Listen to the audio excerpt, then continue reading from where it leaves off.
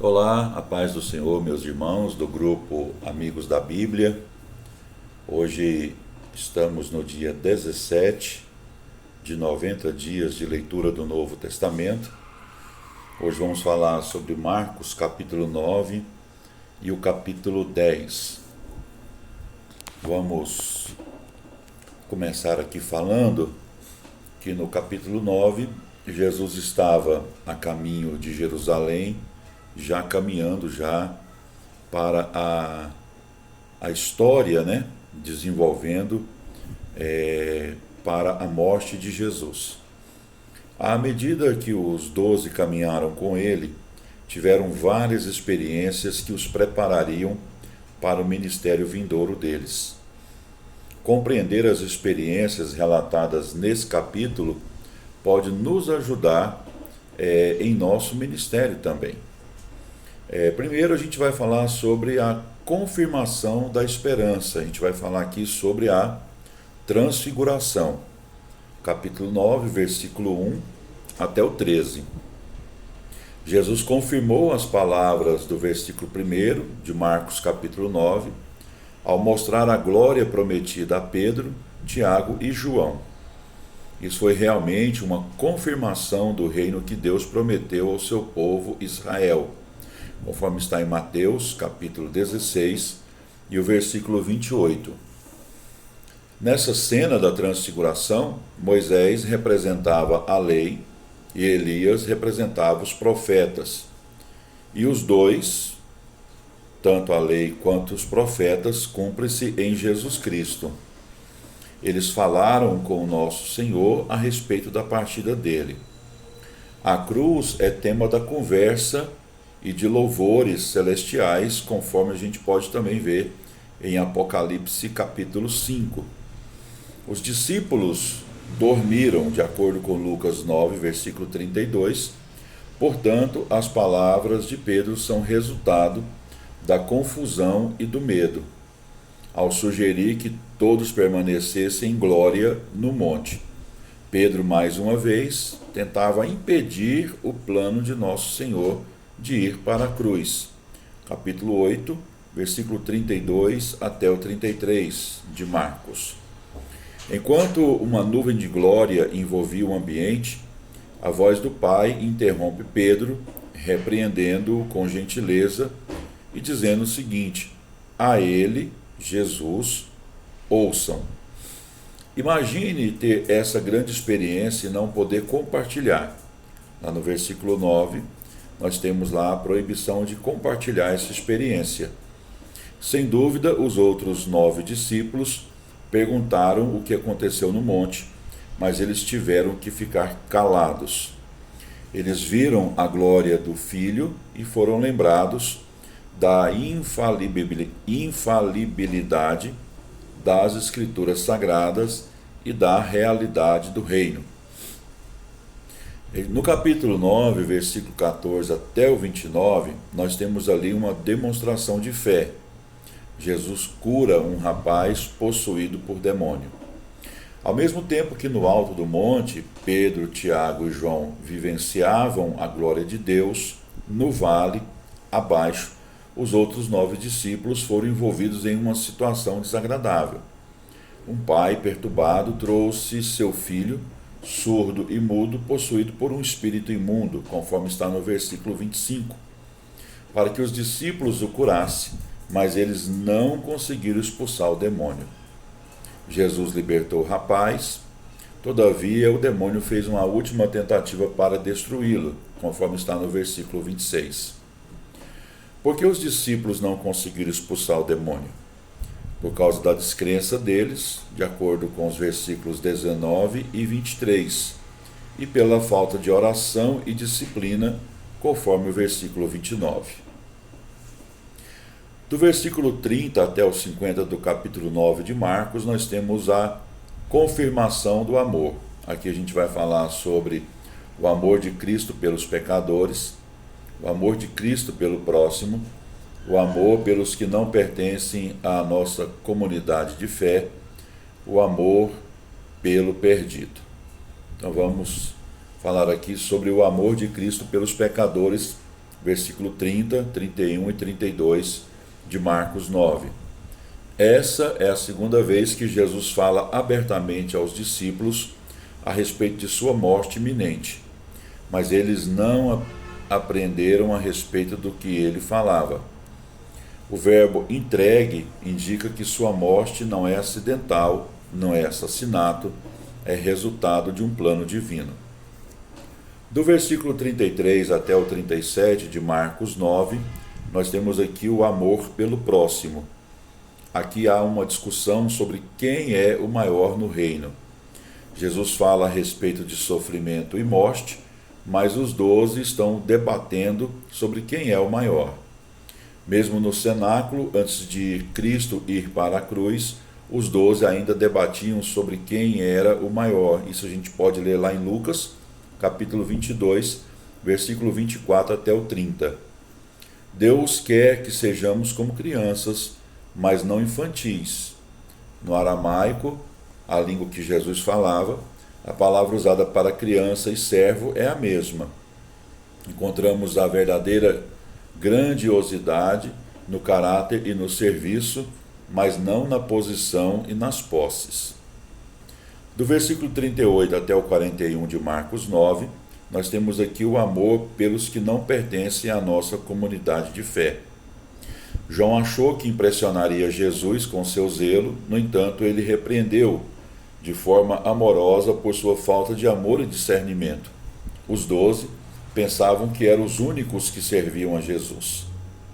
O versículo 40 e Mateus 12 e versículo 30, juntos, ensinam a impossibilidade de permanecer neutro quando se trata de Jesus. Se não estamos com ele, estamos contra ele e vice-versa. É perigoso achar que nossa comunhão com ele é a única certa e a única que o Senhor abençoa e usa em seu ministério. Do versículo 42 até o 50 de Marcos 9, nós temos aqui o amor pelo perdido. Se não servimos aos outros, versículo 35, podemos fazê-los tropeçar, versículo 42, e levá-los à condenação eterna. Temos de lidar de forma drástica com o pecado que há em nossa vida, tanto por nossa causa como por causa dos outros, pois o fogo do inferno é real e eterno. Jesus comparou o inferno a uma fornalha acesa, Mateus capítulo 13, versículo 42, e a um fogo inextinguível.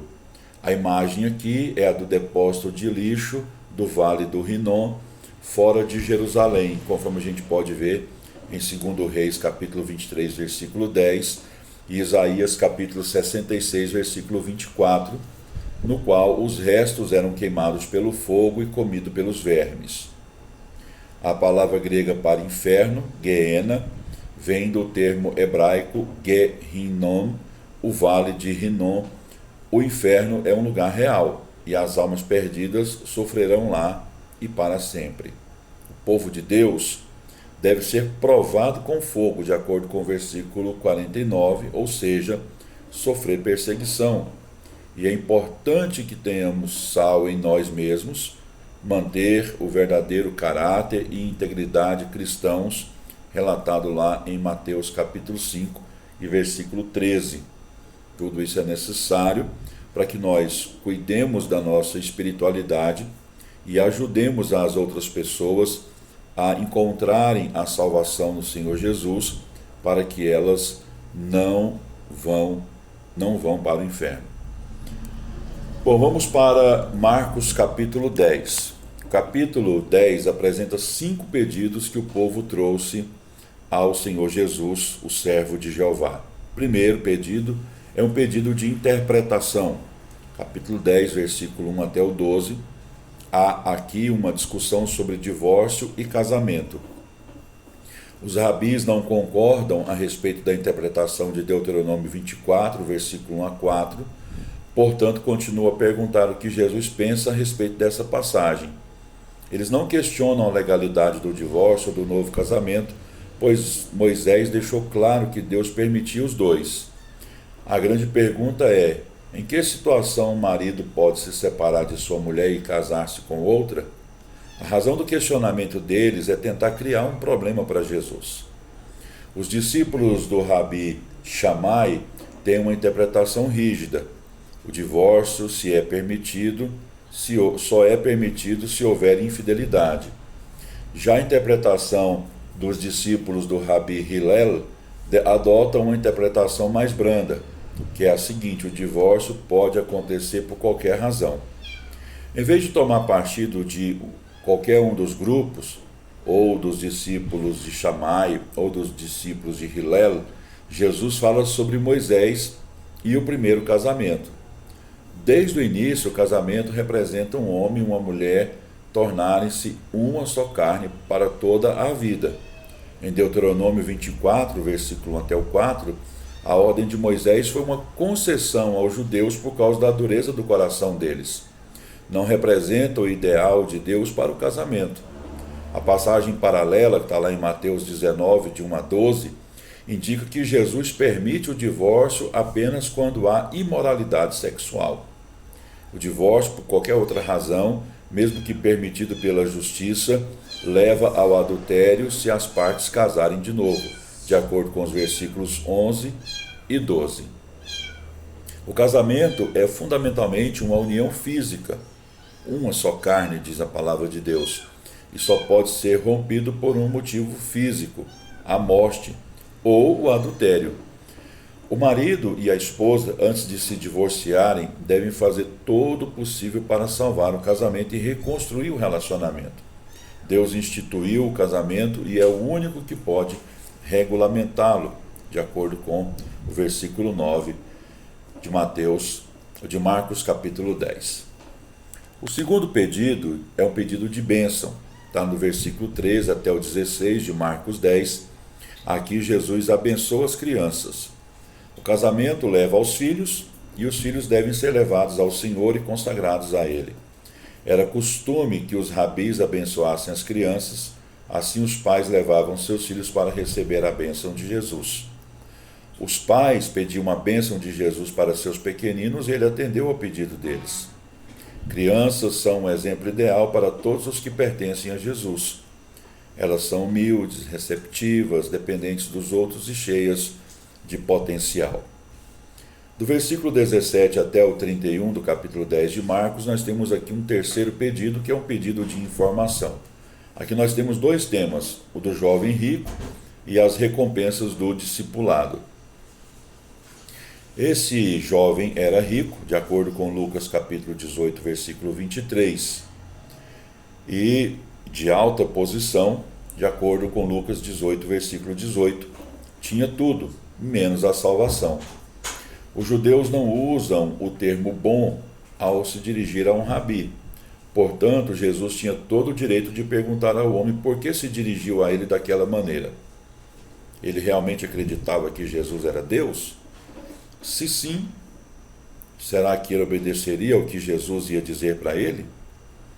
Ninguém é salvo por guardar a lei. Ninguém é salvo por guardar os princípios da lei mosaica.